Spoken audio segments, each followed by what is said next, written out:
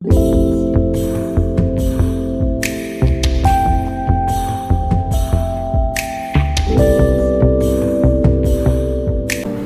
everybody, today on Mind Depot 101, we have my first guest, Jamaine Johnson. Good friend of mine, we knew each other for over 15 years, we used to work together, and he blessed me with his time right now. So I want you guys to find out more about him through some questions I'm gonna ask him. So Jamaine, when you were growing up, what are some things that you inspired to be, and are you what you inspired to be, or did the times change your outlook of what you wanted to do? Growing up, I aspired to be a basketball player, but just like every other kid, everybody wanted to do some sort of sport, you know what I'm saying? But I quickly realized that I'm not going pro. I'm nice enough for hood tournaments, but I'm not for the league, you know what I'm saying? So, Okay. So there's that. Outside of that, I didn't know what I wanted to do. And then I just so happened to go to a trade school, and in that school is where I had the option of learning a bunch of different trades, and I fell in love with the heating trade because it had some heating, it had some plumbing, it had some electrical, so it gave me options. So was this a high school or was this like a trade school? Both. Oh, it was both? Yeah. Because it was a high school over by 149th Street, I think like Alfred Smith. Alfred Smith, that's where you went? Yeah, that's where I graduated. I had the option to go there because my zone was Taft or Alfred E. Smith. And my mother heard some news that Smith was a bad school to go to. so she went with that, being a West Indian. She's like, I don't want you to go to that school. I heard that's a dangerous school, and I just don't want you to go there, so you're gonna go to Taft. And Taft was like a zone school. I was about to say it was also another dangerous school. It was another dangerous school. And I knew that for a fact because the people that were living in my neighborhood, they all went there too, and they were dangerous people. So that was funny. And when I look back at it, I'm like, I could have went to Smith and learned a trade.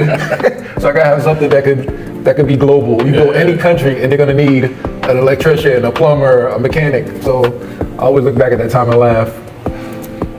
All right, so did you have any like ridiculous childhood dreams besides basketball? What do you mean by ridiculous dreams? Like things that you probably wouldn't be able to attain. You just wanted to dream big. I want to be an astronaut. You're not even taking classes to learn that type of stuff. Never had that. No, nothing like that? Nothing like that. Like, Because I grew up, Jackson Project, 156th Street, Cortland Avenue. yeah. There, I seen way more than any kid should see, early on. So, everybody adapts to their surroundings differently. Everybody got to acclimate some sort of way. Yeah. So, with me, nobody I seen was.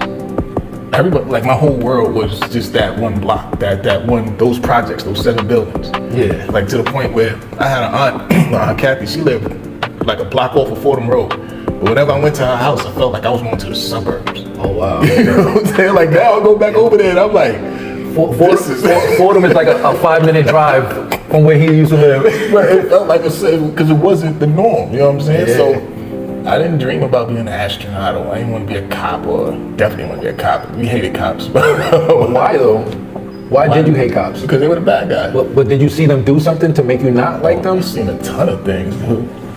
Ton of things. Like me growing up, I used to be in my hallway in the 6th floor, sitting on the steps, hanging out with my boys. We wasn't smoking, drinking, or nothing. We just talking. Cops would come off the elevator, come up to us, search us. We're teenagers. Put us against the wall, search us, pat us down and stuff like that. We're like, we live right here. What are you doing? They're like, so we're getting called that there's guys up here doing stuff wrong. We're like, we're not doing anything. And you can see we're not doing anything. We're kids. What are you talking about? So I've been stopped and frisked north of 30 times easily. Yep. And I'm talking like from 10 years old, literally 10 years old, just like basketball shorts and the tank top playing basketball and having to get searched by the police. Yep. To I had already known you when I was working in PC Richards and still getting stopped and frisked. Wow. So you in your suit and tie? Suit and still getting stopped. Wow, that's crazy. Yeah. Because by the time I started working there, it stopped. But then again, I stopped hanging out and stuff like that. So were you in a location where there was a high stop and frisk, or? My projects, I got no choice but to be there. That's where all my friends are there. You know what I'm saying? Were you like hanging outside with them, or Yeah, you just we just coming on the from block. work and heading there? No, we on the block chilling. Just chilling. So when you chill, there's a higher probability. So I stopped chilling when I got to around that age where I started working at PC. And PC is PC Richard. We used to work there together. That's how we got to know each other. So I just stopped chilling on the block. I got tired of them searching me. So once I stopped that, there was no longer any searches. My childhood dream was to be a cop. I was like, I want to be a firefighter. I want to be a cop. And I actually got to relive that and became a cop for a little while. It wasn't for NYPD, but it was for a smaller department in Co-op City. But it got to show me what the potential of being a cop was. It's not easy. It's not easy being a cop because not only are you got to worry about bad people, you got to worry about your fellow officers who are some guys are not too like tight in the brain. Yeah, I can imagine. And yo, you can get yourself hurt with the wrong partner going to a job. Like I'm a calm person, you know me, and I go to a job and I'm trying to de-escalate a situation. Here comes your partner trying to escalate it. Because you're overhyped, overzealous. Yeah, you got to know when to calm stuff down. Yes. So yeah, that was my experience as a cop. So I always try to speak on cops' behalf. Some are bad, some are good, like me. The sad part is, dude, I'm 42, and I still have disdain there. Because, like, I can remember a time when we were just in front of the building chilling, and a paddy wagon pulled up, and the cop rolled the window down and says, hey, you guys are, y'all beefing with Patterson's, right? We got a couple of guys from Patterson's. They called you guys a pussy. They said you guys can't fight. They said you guys are this, that part. No, It's cool. But, and they kicked the two guys out of the van in front of us. Kick what two guys up? They stopped the first two guys from Patterson's, had them in a paddy wagon, drove them to my projects, and kicked them out the van. Oh, hoping that you guys would do something to them? Yeah. See, those are bad cops. So look at how the world works, right? They get out, and the guys are like, yo, we got no problems with y'all. And the guy I'm looking at, his name is Jamaine. He go to Smith with me at the time. Wow. And not only does he go to, that's my man. Yeah. So I'm like, we look at each other, he's like, man, give him a 5. Now he just started chilling with us for like 10 minutes before I gave him cab money to get back home because I can't have him walk because they were beefing. Yeah. So I'm not gonna have him walk from Jackson's to Melrose to Rio Lopez and then all the way to Patterson's. Like that's a long walk through a bunch of different neighborhoods that he may not make it home to, you know? Yeah, And so I, gave him that cab money. He got home safely, thank God. You're a good dude for that. So just so you guys know, there are bad cops out there. That's an example of a bad cop. Because I don't know why they would do that. I don't know why they would do that. All right, so this is about your early life upbringing. What's your earliest memory of when you was a child, and how do you think it shaped you to the day you are now? Earliest memory. I got a really good memory. I remember some things from when I was in preschool, bro. And it shaped you to where you are today? Oh, it shaped me to where I am today. Yeah, because I have Tariq, Deshaun, Darrell, Reggie. 4 guys that I knew from preschool. Wow, that's that I'm deep. still friends with to this day. And that's rare. I don't know anybody from preschool. I have pictures of us at like my 5th grade. I mean, my 5s. It was like the 3s, the 4s, and the 5s. Yeah. At like my 5's birthday party is where I had just turned 5. Okay, so that's like a kindergarten party. Yeah. And we always, and how it shaped me today is just friendship, the loyalty, Loyalty is big with you. Yeah, absolutely. Definitely. Absolutely. All right. Were there parts in your identity that you had to hide, embrace, or fight growing up? That I had to hide, embrace, or fight growing up? I guess I had to embrace because there's nothing I had to fight. Okay. There's nothing I had to hide because, again, just going back to where I'm from, you got to be a certain type of way, or else you get treated a certain type of way. You know what I'm saying? Yeah. So I just embraced me, and I got to and I don't know where it happened, but I reached a point at a young age where it's like, you don't like me, I'm cool with it. You like me, I'm cool with that too. You know what I'm saying? But at the end of the day, as long as the respect is there, then we'll be fine. When it's not there, then we're not fine, and we're gonna have to figure some things out. But that's the main thing I embrace, just accepting me. I've always been the standout. Like for example, I remember there was a time when all my friends, we went to go get Pele jackets from 3rd Avenue. I used to have a Pele. Yeah, we went to go get Pele, so it was like 10 of us. And we all go to 3rd Avenue, I think it was called Ness, I think the name of the store was. And we was all gonna buy a jacket. So they all bought the same jacket. The same jacket. Everybody, and I bought a different jacket. And they're like, yo, why you don't just get this jacket? They literally was mad at me for not getting this. I was like, yo, bro, y'all got the same jacket. Bro, I'm not paying $600 to get the same jacket as you. Not gonna happen. I used to have a brown Pele, and back then the thing was to wear it big. Yeah. So my Pele, I was a skinny kid, and my Pele was like a double XL. So here I am walking down the street looking like a drug dealer. Looking back, I'm like, that was a bad move, because I don't want to look like a drug dealer. I never sold drugs. I don't want to look like one. It's hard to not, because the drug dealers look like the regular guys, and the regular guys look like the drug dealers. And the drug dealers get get frisked. That's why we all stop and frisk, man. I didn't like that, so I said, I'm not going to be doing that. I know you rap. One of your favorite rappers is Jay-Z. Yeah. Let the people hear a few bars. A few bars. All right, I got something.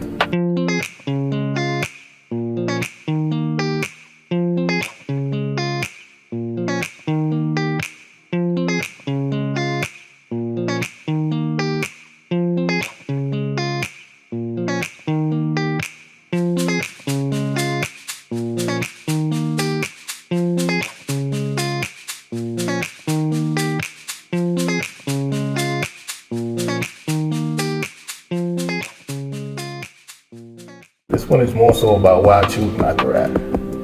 Okay. It's more like a conversational type of piece. So, picture a guy, regular guy. He's the best basketball player you've ever seen. I'm talking, play good D, go to the hole, pop out and hit the three. But he don't want to play, he'd rather watch him on TV, but deep down in his heart he says, man, that easily could beat me. See, that's exactly how I feel about rapping. I'm better than most of the game, but I feel like a waste of talent. Because I know plenty of people that's wishing they had my talent, and I'm wishing they did, even wishing that I could pass it. Right off to them, like, here, take mine. Go ahead and write that round. Homie, go ahead and get signed. I'll be cheering on the sideline, watching you live out your dreams. That's all it's going to be if it stays here with me. You know, it's a gift and a curse. The gift is to take some words, make it work, have people feeling like it's the best thing they ever heard. Or have them feeling you just wrote their life inside a verse, so surprised that their lives coincides right with yours. See, I can be the mouthpiece for those without speech, or speak to that young teen in need of outreach. Show them there's a way to live life without beef, without the streets, without heat, and without grief. But on the other hand, it's a curse. Because once you decide to try to make a living off these words, you and your rapper alter ego have to make a merge, and you're forced to choose who's more important and put them first. Your family or boardroom meetings with big execs. Little league game or go and get a bigger check. All them things that you dreamed of, you now possess, but along with money, power, and fame, comes the stress. Family wanting handouts plus the IRS. Goons lurking, you nervous, so guns you invest. You walk the streets, fans want pictures and autographs, so you choose to stay home, prisoner of your own success. These are the choices that I have to make, while poverty is an invisible barrier that I have to break. Shoot, I can even write a rhyme, make a couple mil and my freedom's gone, or struggle doing pull-ups on a poverty line. You know, like, far beneath it, or barely above it, you know. Hip-hop, I need it, I breathe it, I love it. But I would say this every time. No matter how much I love it, I can never make it mine. So I'm sorry, hip-hop. So if I cry 2 tears for you, that will be the most that I can give to you. So instead of being my newlywed, I'm Romeo, and hip-hop is my Juliet. Bars. Love it, I love it. And that guy, that's Maintain, that's his rap name, Maintain. All right. What's a lesson your younger self learned the hard way? Ooh. A lesson my younger self learned the hard way. A lesson my younger self learned the hard way is follow your instincts. You know, our parents, they pray over us. You know, because they know that we're out there. And they don't know where we're at. They don't know what we're doing. And there's so many times where I knew what the right thing to do was, and I knew what the wrong thing to do was. Yeah. So many times I did the wrong thing partially because, you know, violence also became so normal. Yeah, definitely. That we didn't feel the fear of it. Like, it was just like, you were alert, you were like aware, but you didn't feel, you know, afraid. True. You know? So, yeah, I would definitely say that a lesson I learned is follow your instincts, follow your gut. If something tell you don't go down that block, don't go down that block. If something tell you don't go this way, then don't go that way. You know, because it's telling you that for a reason. Those are your guardian angels. Those are the reasons. Those are your parents' prayers being answered. You know, it's just you making a choice to not listen. You know what I'm saying? That's a fact. So that's a major thing that I would tell myself, because there were so many times I barely made it out of situations, but by the grace of God, I did make it out. And, you know, it was like I didn't have to be in that situation. That's I true. put myself in that situation, you know? But sometimes it could be not necessarily peer pressure, but you just want to not seem like you are not willing to help your friends out or go a place with your friend. I didn't have that type of friend group. Something like that? Oh, okay. I didn't have that type of friend group. My friend group wasn't the type that, like, oh, you scared, you're a punk, because we never were predators. You know what I'm saying? Like, we didn't go out looking for trouble, but if trouble found us, then we addressed it because you had to handle things a certain way. Yeah. But except for that one time that your friends jumped, his friends jumped me and my friend. that's not the same. That's different. That's different. Jermaine wasn't with them. In his defense, he wasn't with them, but some bad guys out of that group. It was a lot. There's a lot that happened behind. Not behind, but like, it wasn't just it was that they were with some other people, and those other people, anytime we get around those people, they look for trouble. Oh, okay, they were with the bad actors. Yeah, and influenced them. Pretty much. Okay. Pretty much. All right. Yes, a couple more questions, and I'll let you get back home to your family. Okay, this is about just family, basically. Okay. You being a dad, what's the most difficult thing that you had to overcome being a new father and a husband as well? We're both married men, so being a father, being a husband, what's the most difficult thing that you overcame? I got a story about becoming a husband, and it's directly involving you too. Me? Okay. Yeah. You want me to tell it now or just answer the question first? Tell it? Yeah. Like, yo, the only reason I'm even with the woman I married is because of you. I don't even know if you remember us having this conversation. I don't. This is new. This is new to me. I'm never gonna forget it. I was in South Beach, and I'm on the strip. Me and my friends, we chilling, we having a good time. It's Memorial Weekend. Okay. And you, I get a text message from you. So I'm like, oh. So I hit you back, like, yeah, we out in South Beach. We having a blast. It's crazy. We gotta come back out here. I'm like, yo, you gotta come with us this time, right? So I'm texting you back and forth for like 30 minutes, and then you call me. I think I know. No, I'm saying, let me let you finish before I say what I'm gonna say. And then you called me, and you was like, yo, Jay, that wasn't me. That was my sister on the phone. That was my sister texting you. Oh, so I did tell you. Okay, I was about to say it wasn't me. Yeah, so I'm like, what? I'm like, why the hell is your sister texting me? He was like, oh, she got my phone, and she started texting you. So I'm like, okay, I thought that was a little weird, so I left it alone. You know what I'm saying? So fast forward, you called me, and he was like, yo, my sister, and she wants to talk to you. She said she like you, and I was like, nah, you crazy? That's your sister, bro. Tell your sister to hook me up with a friend or something. Yeah, but I'm like, nah, that's family off limits. Yeah. And we had a real conversation, and you told me straight up, you was like, yo, you're a good dude, and if she gonna be with anybody, I'd rather be with you because I know you're gonna treat her right. And I was like, damn, I thought that was deep, especially since you knew I was like in the streets. But I knew at heart, like, you're the same type of dude as me. Like, you're loyal. If you find somebody you care about, you're loyal. I always saw that in you. That's why I always call you my brother. I don't be like friend or nothing like that. Yeah. I always call you my brother. But bro, the fact that you even had that conversation, that made me feel like, wow. I'm like, I don't know what this guy sees in me, because like I'm dealing with different girls and such, and I'm like, he want me to date his sister. I'm like, I would never want my sister to date a guy that was moving the way I was moving, right? And I was like, nah, bro. And then we had another conversation, and he was like, yo, just go on a date and see, you know what I'm saying? See how the vibe is or whatever. Yeah. And then we ended up going on a date. And the rest is history, bro. That was 17 years ago. No, 16 years ago, bro. 16 years. 16 years ago. We've been together 16 years, bro. It's a beautiful thing, man. Shout out to you. Shout out to you. I'm the matchmaker. If you're looking for a girl or a guy, I got you. Something long term too, something that can turn into I only do long term. I'm not doing no one night.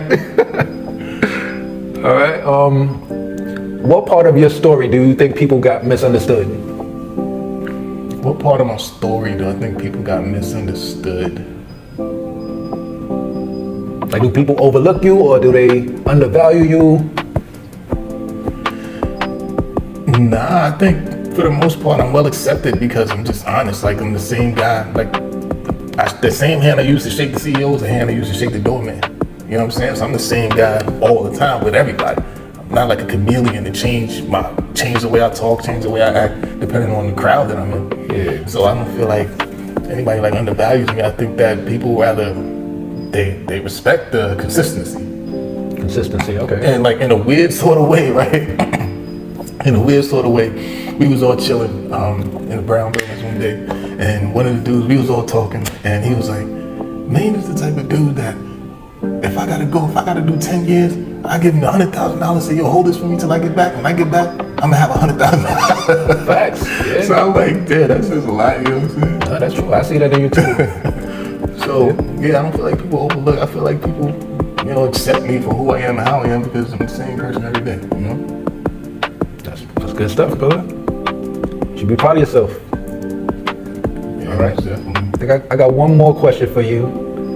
And what's a piece of advice a family member gave you that sounded wise, but it turned out to be completely useless? Because I know everybody gets that. Advice that a family member gave me that sounded wise turned out to be useless.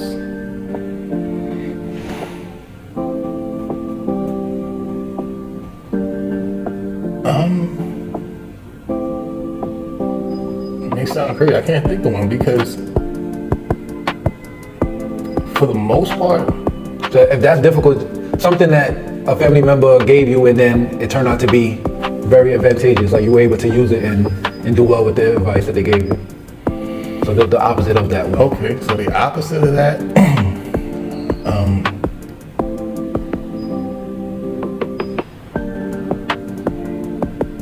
I got one. Okay. I got one. That's the first part of that question. Okay. You asked. 'Cause I remember, my dad was always a tough love type of father, right? Okay. Always tough love. So I remember when, damn, I don't really know if this answers your question, but I remember when I was in college at the time, and I had to pay my tuition because I was on like a payment plan while I was in school. Yeah. And he had and I had to make a payment. You know, so I told him, I told my mom that, I had to make the payment or whatever. She said, go ask your dad, he'll give it to you. I asked him for it, and he told me no. And he was like, you better go to school anyway, you might as well drop out. Wow. So I'm like, so I said, you know what? Don't worry about it, I don't want your money. So what I ended up doing is playing a couple basketball games, 1-on-1, made some money, shot some dice, made some money. And then I went to school and I paid my tuition. I actually ended up making enough to pay off that semester and like the next semester and a portion for the next one. And so I guess. Playing basketball and shooting dice? Yeah. Help me get the How you did the basketball part? You was playing Calvin? That's foul. That's foul. Shots fired, Calvin. Shout out to Calvin. Did y'all ever play that game? Not this now. No. Oh man.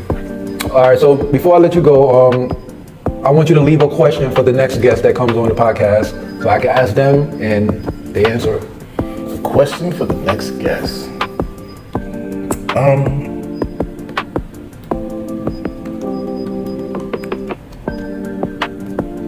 What would you do if you knew what you know now when you were in your early 20s or earlier in life? What would you do different? Okay. What would you do different? All right, guys. With that, it's the end of the podcast with Jermaine Johnson. And what do you do for a living now? I'm a heating technician, so I troubleshoot heating systems, wire heating systems, things of that nature. All right. Heating technician. If your boiler breaks down, that's the guy that you want coming to fix it. Is there any way they can contact the company or? Nah, we're gonna leave that alone. Well, thank you for your time, my brother. Love you, bro. Love you too, man. All right. And that's that.